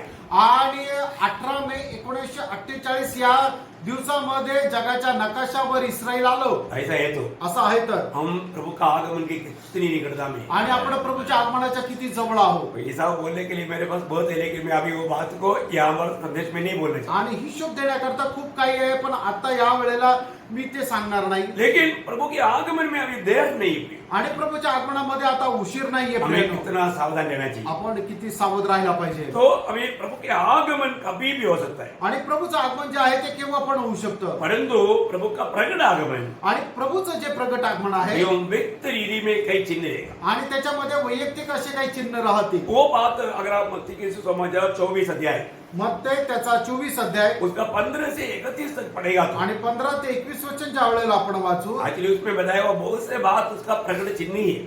आणि त्याच्यामध्ये सांगितलेल्या पुष्कळ गोष्टी प्रभूच्या प्रगट चिन्हच आहे। हाँ, तो मतलब इस महाक्लेश के बीच में या प्रभु का लोग उड़ा ले जाने के बाद में इसराइल में मंदिर बनाया जाएगा। आणि प्रभूचे लोक मंडळी उचलल्या गेल्यानंतर त्या महाक्लेशाच्या मध्ये ते मंदिर बांधण्यात येईल। और उस मंदिर में मसीह विरोधी का मूर्ति बनाने के लिए और उसको दंडवत करने के लिए यहूदियों के ऊपर दबाव आएगा। आणि मग त्या मंदिरामध्ये त्या ख्रिस्त विरोधाची मूर्ती ठेवण्याकरता आणि त्याला दंडवत करण्याकरता यहूदी लोकांवर दबाव येईल। उस समय से महाक्लेश भारी अवस्था में बदल जाएगा। आणि मग त्या दिवसापासून महाक्लेश जो आहे तो भयंकर अवस्थेमध्ये बदलून जाईल। ट्रिब्युलेशन पीरियड बोलेगा तो वो आखिरी 3.5 साल है। आणि खरा जो महाक्लेश जर म्हटला तर तो शेवटला 3.5 वर्ष आहे। वो दिन में बोलेगा रात होना चाहिए, रात को बोलेगा दिन होना चाहिए, इतना भयंकर समय। आणि त्या दिवसामध्ये दिवसाला ते म्हणतील रात्र किती चांगली आहे आणि रात्र म्हणतील दिवस किती चांगला आहे। उसके बारे में बहुत बातें मतलब बाइबल में लिखा है आणि याच्या संबंधाने पुष्कळ गोष्टी बायबल मध्ये आहे। तो मैं इससे पहले भी आपको बताया, आज समय मिलने पर और भी विस्तार से आपको बताऊंगा। आणि याच्या अगोदर मी तुम्हाला सांगितलंय आणि वेळ जर मिळाला तर अजून विस्तार रीतीने सांगेल। लेकिन एक बात जानना प्रिय, आणि एक गोष्ट जाणा प्रेरणा, इस प्रकार प्रकट बहुत से चिन्हों के बाद में ही प्रभु प्रकट होकर के आएगा। आणि अशा प्रकारच्या पुष्कळ प्रकट चिन्ह दाखवेल त्याच्यानंतरच प्रभू येईल। जैसे हम थोड़ी देर पहले जब चारों तरफ से इसराइल को बादलों के नायंद देश की सेना आकर के गिरेगा, आणि ज्याप्रमाणे इस्रायल लोकांना ज्याप्रमाणे ढग एखाद्या जागेला घेराव घालते त्याप्रमाणे शत्रूचे सैन्य सबंध चारी बाजूने त्या इस्रायलाला घेराव घालेल। उस समय में उन्होंने हमारा अपना छुटकारा देने वाला मसीहा के लिए पुकारे, आणि मग आपल्याला मुक्त देणाऱ्या ख्रिस्ताकडे ते आपले डोळे लावतील। तब उनकी बचाव के लिए प्रभु प्रकट होगा। आणि मग त्यावेळेला त्यांना वाचवण्याकरता प्रभू येईल। ये बात आणि ही गोष्ट आहे. और एक बात बताऊं, आणि अजून एक गोष्ट सांगू. पहला कुरिन्थी 15 अध्याय का 51-52 में हम पढ़ता है, पहिले करंथीकराचं पत्र त्याचा 15 अध्याय 51 आणि 52 वचनामध्ये आपण पाहतो. मतलब पुराना नियम में या और कोई भी समय में प्रभु के लोगों के लिए आगमन के बारे में कभी कहीं नहीं लिखा था. आणि जुन्या करारामध्ये प्रभूच्या वचनामध्ये प्रभूच्या आगमना संबंधाने कधी लिहिलेलं नव्हतं. इवन नया नियम में भी ये बात प्रेरित पौलुस को प्रकट हुआ. आणि नवीन करारामध्ये सुद्धा ही गोष्ट प्रेषित पौलोला प्रगट झाली. बहुत बड़ी बात है. खूप मोठी गोष्ट आहे. ये आगमन कैसे है, आणि हे जे आगमन आहे कसं आहे वो खुद उसका 51 से 53 पढ़ना. हाँ. पहला कुरिन्थी 15 अध्याय का 51-52 में चलेगा. पहिले करंथीकराचं पत्र त्याचा 15 अध्याय त्याचं 51 आणि 52 वचन. देखो मैं तुमसे भेद की बात कहता हूँ, हम सब नहीं सोएंगे परंतु सब बदल जाएंगे और ये क्षण भर में पलक मारते ही अंतिम तुरी फूकते ही होगा, क्योंकि तुरी फूकी जाएगी और मुर्दे अविनाशी दशा में उठ जाएंगे और हम बदल जाएंगे. देखिए ये एक बड़ा भेद है. आणि बघा हे खूप मोठं रहस्य आहे. ये पगले कभी प्रकट नहीं हुआ. आणि पहिले कधी प्रगट नाही झालं. ये मंडली के लिए आगमन है. आणि हे मंडळी करता आगमन आहे. इतना अच्छी बात है ना. आणि किती चांगली गोष्ट आहे. ये एकदम क्षण भर में होगा. आणि एकदम क्षणामध्ये होणारी ही गोष्ट आहे. आंख बंद करने का खोलने का उतना टाइम में हम लोग रूपांतर होकर के प्रभु के साथ बादलों में मिलेंगे. आणि डोळे बंद करून जसं आपण उघडतो तेवढ्या क्षणामध्येच हे आपण सगळे रूपांतरित होऊन प्रभू सोबत भेटू. परंतु प्रभु का प्रकट आगमन में आणि प्रभूच्या त्या प्रगट आगमनामध्ये प्रभु कैसे आएगा, कहां पर आएगा, ये सारे बातों का व्यवस्था क्लियर लिखा है. आणि प्रभू कुठे येणार, कशा प्रकारे येणार, या सर्व गोष्टीची व्यवस्था वचनामध्ये स्पष्ट लिहिलेली आहे. पुराने नियम में भी ये बात लिखा है. आणि जुन्या करारामध्ये सुद्धा हे लिहिलेलं आहे. है ना. अभी हमने थोड़ी देर पहले जकरिया 14:4 में लिखा, मतलब पढ़ा था कि वो जैतून पहाड़ पर उतरेगा. आणि जकरिया 14 अध्याय 4 वचनामध्ये आपण ज्याप्रमाणे वाचलं की तो जैतून डोंगरावर उतरेल. और ऐसा में बार बार लिखा है कि एक राजा धर्म के साथ राज करेगा. आणि यशामध्ये वारंवार लिहिलं की एक राजा नीतीने राज्य करेल. उस समय में दुनिया का अवस्था क्या रहेगा, आणि त्या वेळेला जगाची अवस्था काय राहील, ये सारे बात विस्तार से लिखा है. आणि या सर्व गोष्टी विस्तार रीतीने लिहिल्या आहेत. प्रियो प्रभु की मतलब पवित्र लोगों के लिए या मंडली के लिए आगमन और प्रकट आगमन एक तो बहुत अलग अलग बात है. मंडळी करता आगमन आणि प्रगट आगमन या खूप वेगवेगळ्या गोष्टी आहेत. इसमें 7 साल का अंतर है. आणि याच्यामध्ये 7 वर्षाचा फरक आहे. अभी प्रभु का पंच सिंहासन या 5 सिंहासनों के बारे में शॉर्ट में बोल करके आज का क्लास में समाप्त करें. आणि 5 सिंहासना संबंधाने सांगून आजचा क्लास मी थांबवेल. मैं आशा करता हूं प्रभु की गुप्त आगमन और प्रकट आगमन का संदेश हमारा उसमें संदेह आपको नहीं रहेगा. आणि मी हा विश्वास ठेवतो की प्रभूचं जे गुप्त आगमन आणि प्रगट आगमन आहे याच्यामध्ये असणारा जो फरक आहे त्याच्या संबंधाने कुठल्या प्रकारे शंका तुम्हाला नाहीये. अभी प्रभु का 5 सिंहासन के बारे में बाइबल बताते हैं. आणि प्रभूच्या 5 सिंहासना संबंधाने बायबल सांगतं. जल्दी मैं शॉर्ट में बताऊंगा. आणि खूप थोडक्यात सांगेल. पहला हमारा प्रभु का सिंहासन है कृपासन. आणि प्रभूचं पहिलं जे सिंहासन आहे ते आहे कृपासन. आज प्रभु यीशु मसीह कृपासन में है. आज प्रभू येशू ख्रिस्त कृपासनावर आहे. आज कोई भी व्यक्ति प्रभु की कृपासन के निकट आकर के जो भी जरूरतमंद अनुग्रह को प्राप्त कर सकता है. आणि आज कुठलाही व्यक्ती प्रभूच्या कृपासनाच्या जवळ येऊन त्यांना जो काही आशीर्वाद पाहिजे तो किंवा कृपा पाहिजे तो प्राप्त करू शकतो. आज प्रभु कहां पर है, कृपासन में है. आज प्रभू कुठे, तर आज प्रभू कृपासनावर आहे. इब्रानियों का पत्री 4 अध्याय का 16 वचन. आणि इब्रिकराचं पत्र त्याचा 4 अध्याय आणि त्याचं 16 वचन. इसलिए आओ हम अनुग्रह के सिंहासन के निकट हिवा बांधकर चले कि हम पर दया हो. हाँ, देखिए आपको जितना भी अनुग्रह चाहिए वो अनुग्रह पाने के लिए आज आप इस अनुग्रह की सिंहासन या एक कृपासन के निकट कभी भी जा सकता है. आणि आज तुम्हाला जी काही कृपा पाहिजे ती कुठलीही कृपा असू दे ती प्राप्त करण्याकरता आपल्याला त्या कृपासनाच्या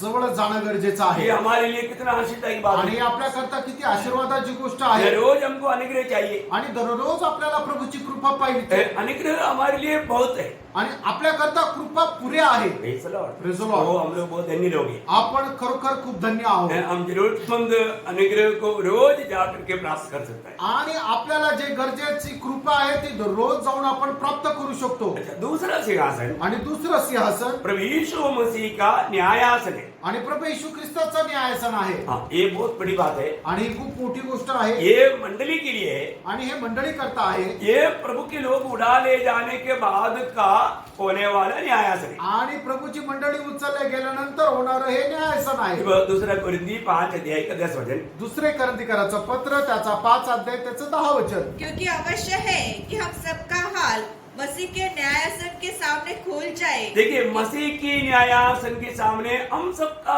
बात खुल जाएगा। आणि ख्रिस्ताच्या न्यायासनासमोर या सर्व गोष्टी आपल्याला प्रगट होतील। ये मसीह की न्यायासन ये पवित्र लोगों के लिए या मंडली के लिए विशेष अब याद करना, ये पापियों के लिए नहीं। आणि हे जे ख्रिस्ताचं न्यायासन आहे हे पवित्र लोकांकरता आहे, पापी लोकांकरता नाही। इसमें अभी मैं कल से आपको इसका क्लास अभी देने जा रहा हूँ। आणि उद्यापासून याच्या संबंधाने क्लास मी तुम्हाला द्यायला जात मतलब आहे। मसीह की न्यायासन की खूबी क्या है, आणि जे ख्रिस्ताचं न्यायासन आहे त्याचं वैशिष्ट्य काय आहे, उसमें हमें मतलब हमको कोई सजा पाने के लिए नहीं, हमें प्रतिफल पाने के लिए। आणि त्या ठिकाणी आपल्याला शिक्षा मिळण्याकरता नाही तर आपल्याला प्रतिफळ प्राप्त करण्याकरता आहे। फिर भी हमें तैयारी चाहिए। आणि तरी सुद्धा आपल्याला तयारी असली पाहिजे। वो क्या बातें हैं मैं कल से आपको क्लास में बताएंगे। आणि याच्या संदर्भाच्या ज्या गोष्टी आहेत त्या मी उद्याच्या क्लासमध्ये तुम्हाला सांगेन। तो तीसरा एक न्यायासन है। आणि तिसरं एक न्यायासन आहे। जब हम मतलब मत्ती की सुसमाचार 25 अध्याय उसका 31 से 41 तक जब पढ़ता है, आणि मग ते त्याचा 25 अध्याय 31 ते 41 41 वचन वहां पर हम पढ़ता है वो एक सिंहासन के बारे में। आणि त्या ठिकाणी एका सिंहासनासंबंधाने आपण पाहतो। 31 उसका 31 पढ़िएगा पहले, मतलब उस पूरा वचन अभी नहीं पढ़ाएंगे।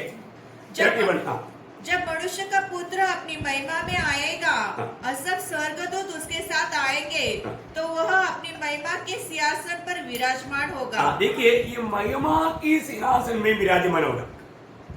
या गौरवाच्या सिंहासनावर तो बसेल। ये महिमा का सिंहासन कहां पर रहेगा? आणि हे गौरवाचं सिंहासन कुठे राहणार आहे? है ना, जोवेल नबी की किताब उसका 3 अध्याय का 12 वचन में आप पढ़ेगा तो। आणि जोवेल त्याचा 3 अध्याय त्याच्या 12 वचनामध्ये आपण जर वाचू तर अभी वहां पर पूरा मतलब संगति जो होने वाला बात आज समय के अनुसार उसका 41 तक पढ़ लेना। आणि मग वेळेच्या अनुसार तुम्ही ते 41 वचनापर्यंत वाचून घ्या। लेकिन यहाँ पर वो सिंहासन कहां पर रहेगा मैं आपको बताता हूँ। आणि या ठिकाणी ते सिंहासन कुठे राहील हे मी तुम्हाला सांगू। जोवेल 3 का 12। आणि जोवेल त्याचा 3 अध्याय त्याचं 12 वचन। जाति जाति के लोग उभर कर चढ़ जाए और यहोशापात की तराई में जाए, क्योंकि वहां मैं चारों ओर की सारी जातियों का न्याय करने को बैठूंगा। हाँ, देखिए, यहोशापात की तट में प्रभु ये न्यायासन देख करके उन लोगों को न्याय करेगा। आणि यहोशापाटाच्या खोरामध्ये बसून प्रभू या ठिकाणी त्यांचा न्याय करेल। अब देखो प्रियो, क्या एक एक बात कितना क्लियर ये बाइबल में लिखा है। आणि एक एक गोष्ट किती स्पष्ट बायबल मध्ये लिहिलेली आहे। अभी ये न्याय करने के लिए प्रभु ने डाला हुआ महिमा का सिंहासन है। आणि न्याय करण्याकरता प्रभूने टाकलेलं गौरवाचं ते सिंहासन आहे। ओके, 4वां सिंहासन आणि 4थं सिंहासन वो है राजासन बोलते हैं। आणि त्याला राजासन म्हटलं जातं। जब लूका का सुसमाचार 1 अध्याय का 32-33 आणि लूक त्याचा 1 अध्याय त्याचं 32 आणि 33 वचन या वो वचन पढ़िएगा 32-33। वह महान होगा और परम प्रधान का पुत्र कहलाएगा और प्रभु परमेश्वर उसके पिता दाऊद का सिंहासन उसको देगा और वह याकूब के घराने पर सदा राज्य करेगा और उसके राज्य का अंत न होगा। देखिए, यहाँ पर हम देखते हैं कि एक राजासन के बारे में, आणि या ठिकाणी एका राजासनासंबंधाने आपण पाहतो। यहाँ पर हम देखते हैं कि वो दावीद का सिंहासन है। आणि या ठिकाणी आपण पाहतो की ते सिंहासन दाविदाचं सिंहासन आहे। वो यरूशलेम में रहेगा। आणि ते यरूशलेम मध्ये राहील। यरूशलेम में रह करके मतलब ये राज होगा। आणि यरूशलेम मध्ये राहून हे राज्य होईल। अब ये बहुत बड़ी बात है। आणि खूप मोठी गोष्ट आहे, है ना। आपको मालूम है, इसलिए जब कुछ भी शब्द खाने के बारे में जब खाने के टाइम पर यीशु मसीह ने मत्ती 5 अध्याय का 35 वचन में कहता है। आणि कुठलीही शपथ खात असताना प्रभू येशू ख्रिस्त मत्ते 5 त्याचा 25 वचनामध्ये अशा प्रकारे म्हणतो। हमारा 5 अध्याय का 35 5 अध्याय 35 वचन। न धरती की, क्योंकि वह उसके पाँव की चौकी है, न यरूशलेम की, क्योंकि वह महाराजा का नगर है। देखा, यरूशलेम के बारे में शब्द नहीं कहना। आणि यरूशलेम संबंधाने तुम्ही काही बोलायचं वो नाहीये। महाराजा का नगर है। आणि ते महाराजाचं नगर आहे. Praise the Lord. Praise the Lord. तो इस यरूशलेम में रह करके प्रभु यीशु मसीह मतलब 6 लोग भी इस मतलब 12 गोत्रों को न्याय करेगा. आणि मग या यरुशलेम मध्ये राहून प्रभू येशू ख्रिस्त जे आहे ते 12 गोत्रांचा न्याय करेल. हाँ नहीं 6 लोग भी. आणि शिष्य लोक जे आहे ते 12 गोत्रांचा न्याय करेल. क्योंकि आपको मालूम है जब 6 लोग पूछा था आणि शिष्य लोकांनी विचारलं होतं हमें क्या मिलेगा, आम्हाला काय मिळेल. तो प्रभु ने क्या बोला. आणि त्यावेळेला प्रभूने काय म्हटलं. जब मत्ती 19 अध्याय आणि मग ते त्याचा 19 अध्याय उसका 27 से 29. आणि 27 ते 29. इस पर पतरस ने उससे कहा, देख हम तो सब कुछ छोड़ के तेरे पीछे हो लिए हैं, हाँ। तो हमें क्या मिलेगा. हाँ। यीशु ने उनसे कहा, मैं तुमसे सच कहता हूँ कि नई सृष्टि में जब मनुष्य का पुत्र अपनी महिमा के सिंहासन पर बैठेगा. हाँ देखिए ये राजासन को और भी एक नाम है महिमा की सिंहासन. आणि या राजासनाचं अजून एक नाव आहे ते म्हणजे गौरवाचं सिंहासन. हाँ तो तुम तुम भी जो मेरे पीछे हो लिए हो, हाँ। 12 सिंहासनों पर बैठकर हाँ। इस्राएल के 12 गोत्र का न्याय करोगे. देखा ये 12 चेलों को 12 गोत्रों के ऊपर उस दिन अधिकार मिलेगा. आणि या 12 शिष्यांना त्या दिवसामध्ये 12 गोत्रांवर अधिकार भेटेल. ये माना दावीद का राजासन है, सिंहासन है. आणि हे दाविदाचं सिंहासन आहे. मैं इसके बारे में जो आगे का क्लास में आपको और भी थोड़ा विस्तार से बताऊंगा. आणि याच्या संबंधाने येणाऱ्या त्या क्लासमध्ये अजून विस्तार रीतीने सांगेल. और आखिरी और एक सिंहासन है. आणि अजून एक शेवटलं सिंहासन ये आहे. आखिरी सिंहासन है. आणि शेवटलं सिंहासन आहे. ये उसको श्वेत सिंहासन कहता है. आणि त्याला श्वेत सिंहासन म्हटलं जब जातं. प्रकाशित वाक्य उसका 20 अध्याय का 11 से 15 तक का वचनों में पढ़ता है. आणि प्रगटीकरण त्याचा 20 अध्याय 11 ते 15 वचन. फिर मैंने एक बड़ा श्वेत सिंहासन और उसको जो उस पर बैठा हुआ है देखा. उसके सामने से पृथ्वी और आकाश भाग गए और उसके लिए जगह न मिली. फिर मैंने छोटे बड़े सब मरे हुए को सिंहासन के सामने खड़े हुए देखा और पुस्तकें खोली गई और फिर एक और पुस्तक खोली गई. बस अभी मैं आपको शॉर्ट में बोल देता हूँ. आणि थोडक्यामध्ये मी तुम्हाला सांगून हम देतो. लोग समय के अनुसार पढ़ना क्योंकि समय थोड़ा पार हो गया. आणि वेळ थोडा पुढे निघून गेला. वेळेच्या अनुसार तुम्ही वाचून घ्या. हाँ, ये श्वेत सिंहासन है. आणि हे श्वेत सिंहासन आहे. इसमें सारे बड़े छोटे सब लोग खड़ा रहेगा. आणि याच्यामध्ये लहान मोठे सगळेच उभे राहतील. हाँ तो मतलब इसमें एक प्रकार बोलेगा तो जिनका नाम जीवन का किताब में नहीं लिखा वो सारे पापी आए. आणि ज्याचं नाव जीवनाच्या पुस्तकामध्ये लिहिलेलं नाही ते सर्व पापी लोक राहतील. बोले का अर्थ सांगायचं तात्पर्य. मतलब जिन्होंने भी इस उद्धार का अनुभव में नहीं आए. आणि जे लोक तारणाच्या अनुभवामध्ये नाही आले. ये तो नया नियम के अनुसार. आणि नवीन कराराच्या अनुसार. पुराने नियम के अनुसार जो चुने हुए लोग छोड़ करके बाकी सारे पापी. आणि जुन्या कराराच्या अनुसार जो चुने हुए नहीं है या काइन से लेकर के मतलब सारे पापी लोग आणि कायनापासून सगळे पापी लोक ये सिंहासन के सामने आए. आणि हे सिंहासनासमोर येतील. और उन लोगों का कारण क्या है कि उनका नाम जीवन का किताब में नहीं. आणि ते सिंहासनासमोर येण्याचं कारण काय. कारण त्यांचं नाव जीवनाच्या पुस्तकामध्ये नाही. बहुत भयंकर एक न्यायासन. आणि खूप भयंकर असं न्यायासन और आहे. उनका सारे बात वहां पर प्रकट हो जाए. आणि त्यांच्या सर्व गोष्टी त्या ठिकाणी प्रगट होतील. इसके बाद में वो लोग आनंद आग में डाला जाए. आणि त्याच्यानंतर त्या अनंत कालच्या अग्नीमध्ये टाकण्यात येईल. शैतान और उनका दूतों के लिए तैयार किया हुआ उस आग में जाएगा. आणि सैतान त्यांच्या दूताकरता तयार केलेल्या त्या अनंत कालच्या अग्नीमध्ये जातील. इसके बाद कोई न्याय नहीं. आणि मग त्याच्यानंतर कुठला न्याय नाही. Praise the Lord. Praise the Lord. इतना अनोखी बात है. एवढी अद्भुत गोष्ट आहे. इसमें अभी मैं कल से मैं आपको ये शुरू करने जा रहा हूँ. आणि उद्यापासून मी या विषयाला सुरुवात करणार आहे. क्योंकि कृपासन की बात आज हम रोज कृपासन के निकट जाने वाला अनुभव है. आणि दररोज आपण कृपासनाच्या जवळ जाण्याचा अनुभव आहे. पर अभी अगला जो होने वाला है न्यायासन. आणि आता त्याच्यानंतर राहणार आहे ते न्यायासन. प्रियो न्यायासन के सामने खड़ा होने के लिए हमें भी तैयारी करना है. आणि न्यायासनासमोर उभं राहण्यासाठी आपण स्वतःला तयार करायचं. हमारे में एक बार मरना फिर न्याय का होना सारे मनुष्य के लिए प्रभु ने नियुक्त किया है. आणि मनुष्याला एकदा मरणं आणि त्याच्यानंतर त्याचा न्याय होणं सर्व मनुष्याकरता परमेश्वराने नेमून ठेवलेलं आहे. सबका न्याय है सगळ्यांचा न्याय आहे. लेकिन अलग अलग समय में और अलग अलग सिंहासन के सामने. आणि वेगवेगळ्या वेळेला वेगवेगळ्या सिंहासनासमोर तो आहे. अभी हमें ये जानना है आणि आता आपण हे जाणायचंय मैं प्रभु की न्यायासन के सामने क्या पाने जा रहा हूँ। आणि प्रभूच्या न्यायासनासमोर मला काय मिळणार आहे ये बात अभी से जानेगा तो कितना अच्छा रहेगा। आणि ही गोष्ट आतापासून जाणून घेतली तर किती चांगलं राहील। जरूर मैं आशा करता हूँ प्रभु के आगमन अगर आज नहीं हुआ तो कल से हम लोग क्लास शुरू करेगा। आणि प्रभूचं आगमन जर आज नाही झालं तर उद्यापासून आपण त्या क्लासला सुरुवात करू। कौन सा क्लास? आणि कुठला क्लास? प्रभु यीशु मसीह का न्यायासन के सामने पवित्र लोगों का न्याय।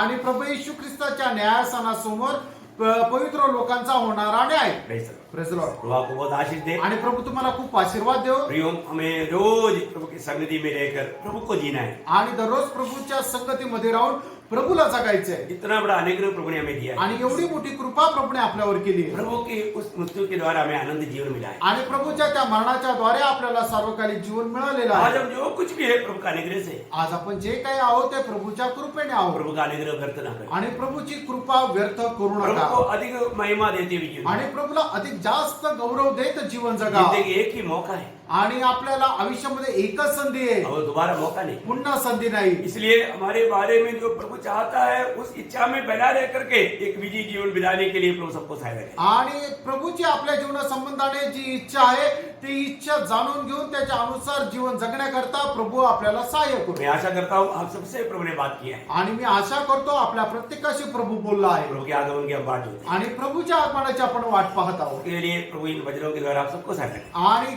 याकरता प्रभू या वचनाच्या द्वारे आपल्या प्रभूला सगळ्यांना सहाय्य करू। प्रभु का अनुग्रह आप सबके साथ। प्रभूची कृपा आपल्या सगळ्यांसोबत असो। Praise the Lord. आमीन। Praise Lord.